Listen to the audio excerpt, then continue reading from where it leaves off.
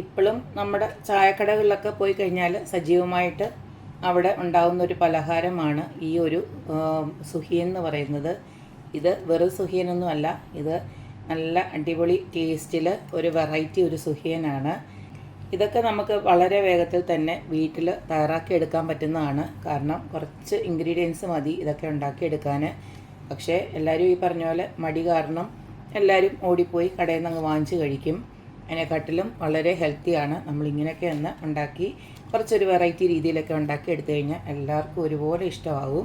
അപ്പോൾ നമുക്ക് ഈ ഒരു വെറൈറ്റി ആയിട്ടുള്ള സുഹിയന് എങ്ങനെയാണ് ഉണ്ടാക്കുന്നതെന്ന് നോക്കിയിട്ട് വരാം.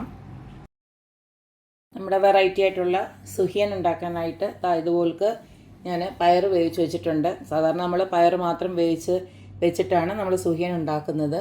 നമുക്ക് അതിൻ്റെ കൂടെ ഒരു വെറൈറ്റിക്ക് വേണ്ടിയിട്ട് കുറച്ച് നേന്ത്രപ്പഴം, വെറൈറ്റി മാത്രമല്ല കുറച്ച് ഹെൽത്തിയോടെ ആവാൻ വേണ്ടിയിട്ടാണ് കുറച്ച് നേന്ത്രപ്പഴം, അതായത് ഒരു 2 വലിയ നേന്ത്രപ്പഴം കൂടെ ഇതുപോലെ കരിഞ്ഞു വെച്ചിട്ടുണ്ട്. പിന്നെ ഇതിലേക്ക് നമുക്കൊരു ബാറ്റർ തയ്യാറാക്കാനുണ്ട്. ആദ്യമേ നമുക്കിതൊന്ന് റെഡിയാക്കി എടുക്കാതിന് ശേഷം പിന്നെ ബാറ്റർ റെഡിയാക്കാം.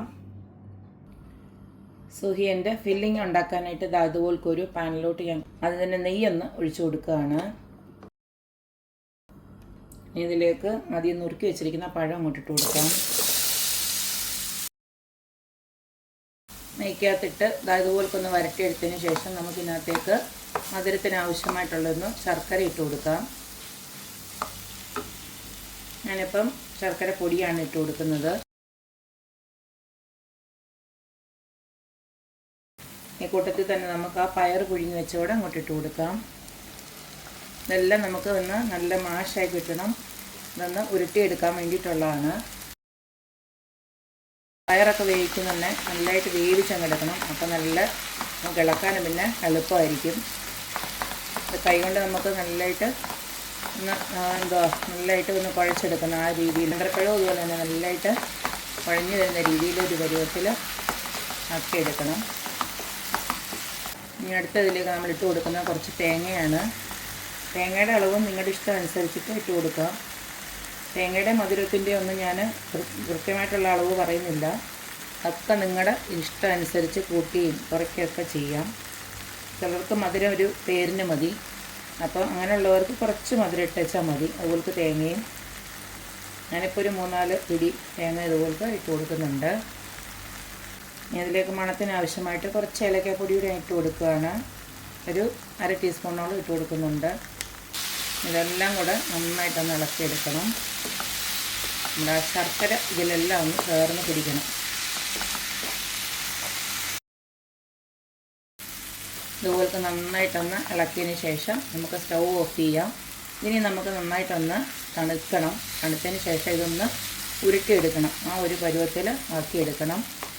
അപ്പം ഇത് നന്നായിട്ടൊന്ന് തണുക്കട്ടെ. അതിന് ശേഷം നമുക്ക് നമ്മുടെ ബാക്കിയുള്ളത് ചെയ്യാം. ആ സമയം കൊണ്ട് നമുക്ക് അതിൻ്റെ ഒരു ബാറ്റർ തയ്യാറാക്കി എടുക്കാറുണ്ട്. അത് നമുക്ക് ചെയ്ത് വെക്കാം. നമ്മുടെ സുഹിയൻ്റെ ബാറ്റർ തയ്യാറാക്കാനായിട്ട് ഇതുപോൾക്ക് ഞാനൊരു 1/2 കപ്പോളം മൈദയാണ് എടുത്ത് വെച്ചിരിക്കുന്നത്. ഇനി ഈ മൈദയിലേക്ക് ഒരു പൊടിക്ക് ഉപ്പിട്ട് കൊടുക്കാം. ഇത് ഉണ്ടാക്കി വരുമ്പോൾ നല്ലൊരു കളർ കിട്ടാനായിട്ട് ഞാൻ കുറച്ച് മഞ്ഞൾപ്പൊടി ഇട്ട് കൊടുക്കുകയാണ്, ഒരു 1/4 ടീസ്പൂണോളം. ഇതിലേക്ക് ഞാനൊരു 2 ടേബിൾ സ്പൂണോളം നമ്മുടെ ദോശമാവുണ്ടല്ലോ അതൊന്ന് ഒഴിച്ചു കൊടുക്കുകയാണ്. ഇതിന് പകരം നിങ്ങൾക്ക് അരിപ്പൊടി ഇട്ടാലും മതി. യഥാർത്ഥത്തിൽ സുഹിയന് മാവ് തയ്യാറാക്കുമ്പോൾ നമ്മൾ അരിയും ഉഴുന്നും പിന്നെ ഇതുപോലെ അരച്ചിട്ട് അത് അധികം പൊളിക്കാതെ തന്നെ അങ്ങ് എടുക്കുകയാണ് ചെയ്യുന്നത്. എളുപ്പമാർഗ്ഗത്തിൽ നമ്മളിങ്ങനെ ആക്കുന്നതേ ഉള്ളൂ. ഇതെല്ലാം കൂടെ ഒന്ന് നന്നായിട്ട് മിക്സ് ആക്കിയതിന് ശേഷം നമുക്ക് കുറച്ചൊന്ന് വെള്ളം ഒഴിച്ച് ഒരു തിക്ക് ബാറ്ററായിട്ട് ഇതിനെ ഒന്ന് ആക്കിയെടുക്കണം. നമ്മൾ ഏത്തക്കാപ്പത്തിനൊക്കെ ബാറ്റർ തയ്യാറാക്കത്തില്ല, ആ ഒരു കൺസിസ്റ്റൻസിയിൽ ആക്കിയെടുത്ത് വെച്ചാൽ മതി. ഈ ഒരു രീതിയിൽ ബാറ്റർ മതി. കൂടുതൽ അങ്ങ് ലൂസായി കഴിഞ്ഞാലും നമ്മുടെ ആ ഒരു സുഹിയൻ ശരിയാകത്തില്ല. അപ്പോൾ ഈ ഒരു ഇച്ചിരി ഒന്ന് കട്ടിയായിട്ടിരിക്കണം. നമ്മുടെ സുഹിയൻ്റെ ഫില്ലിംഗ് ഒക്കെ ഇതുപോലെ നല്ലതായിട്ട് നാറി വന്നിട്ടുണ്ട്. ഇതിനോടകം തന്നെ ഞാനൊന്ന് നന്നായിട്ടൊന്ന് മാഷ് ചെയ്തെടുത്തിട്ടുമുണ്ട്.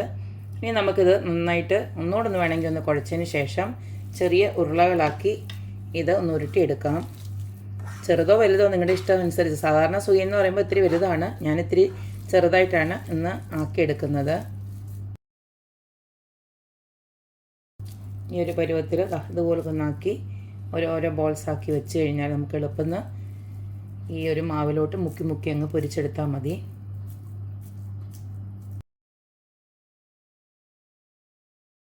ഇതുപോലെല്ലാം ഞാൻ ഉരുട്ടിയെടുത്തിട്ടുണ്ട്. ഇപ്പോൾ ഇതാ എണ്ണ ചൂടാക്കാൻ വെച്ചിട്ടുണ്ട്. ഞാൻ ഇതിന് മുന്നേ ഒരു പരിപ്പ് വട ഇന്ന് തന്നെ ഞാൻ ചെയ്തിട്ടുണ്ടായിരുന്നു. അപ്പോൾ അതിൻ്റെ ബാക്കി എണ്ണ കളയണ്ടെന്ന് വിചാരിച്ചിട്ടാണ് ഞാൻ ഇതുകൂടെ ഉണ്ടാക്കാമെന്ന് വിചാരിച്ചത്. അപ്പോൾ അതാണ് ഈ എണ്ണ ഇതുപോലേക്ക് ഇരിക്കുന്നത്. നമുക്ക് അടുപ്പിച്ച് എന്തെങ്കിലും ഒരു സാധനം ഉണ്ടാക്കുമ്പോൾ അത് കുഴപ്പമില്ലല്ലോ, പിന്നെ ഒരുമിച്ച് കളഞ്ഞാൽ മതിയല്ലോ എന്ന് വിചാരിച്ചിട്ട് ഉണ്ടാക്കിയെടുക്കുകയാണ്. എന്തായാലും ഇതുപോലേക്ക് എണ്ണയും തിളച്ച് വരുമ്പോൾ നമ്മുടെ ആ ഓരോ ഉരുളകളും ഈ ഒരു ബാറ്ററിൽ മുക്കിയതിന് ശേഷം നമുക്ക് വറുത്തെടുക്കാം. എണ്ണയൊന്ന് ചൂടാക്കി വെച്ചിട്ടുണ്ട് ഞാൻ. ഒന്ന് പൊതിയുന്ന രീതിയിൽ നമുക്കൊന്ന് മാവ് ആക്കി കൊടുക്കാം.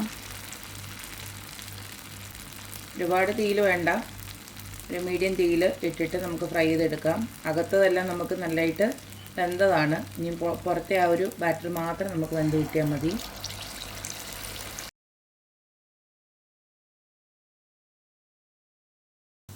ഇനി ഓരോ വശവും നമുക്ക് തിരിച്ചും മറിച്ചിട്ട് നന്നായിട്ടൊന്ന് മുരിച്ചെടുക്കാം.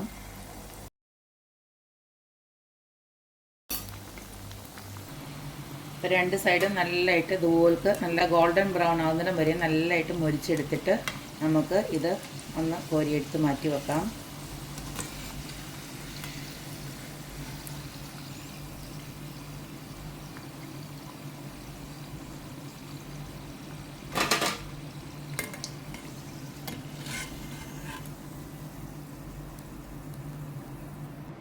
ബാക്കിയും കൂടെ നമുക്കിതുപോലൊക്കെ ചെയ്തെടുക്കാം.